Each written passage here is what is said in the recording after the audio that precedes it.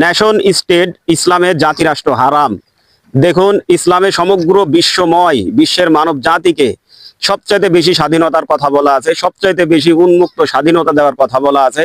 কিন্তু গণতন্ত্রের নামে, মানব রচিত বিধানের নামে সমগ্র বিশ্বকে যে খণ্ড বিখণ্ড করা হয়েছে, 200-র উপরে এই পৃথিবীটাকে ভাগ করা হয়েছে, অর্থাৎ এক একটা রাষ্ট্রকে এক একটা জেলখানাতে পরিণত করা হয়েছে। অর্থাৎ সেই রাষ্ট্রের মানুষগুলো ওই রাষ্ট্রের সীমানার বাইরে যেতে পারবে না। অর্থাৎ সেই রাষ্ট্র এক ক্ষেত্রে সেটাকে বলা হয় জেলখানার মতো।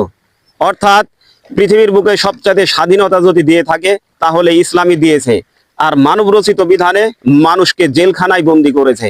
আমার পিছনে দেখতে পাচ্ছেন পদ্মা নদীর ওই পারে, এটা হচ্ছে ইন্ডিয়ার বর্ডার। আমি ইচ্ছা করলেই সেই ইন্ডিয়াতে এখন যেতে পারবো না। কারণটা কি? এখানে মানব রচিত বিধানের আইন দ্বারা আমরা বন্দী আছি। অর্থাৎ এই আইনের জেলখানার মধ্যে পড়ে আছি। ইচ্ছা করলেই কিন্তু এখন যেতে পারবো না। তাই ইসলামের নীতি হচ্ছে সমগ্র বিশ্বকে আল্লাহর দেওয়া সিস্টেম অনুসারে উন্মুক্ত করে রেখেছে। অর্থাৎ গোটা বিশ্বকে তারা স্বাধীনভাবে চলবে, ফিরবে, কথা বলবে, এটাই তাদের অধিকার, এটাই তাদের স্বাধীনতা।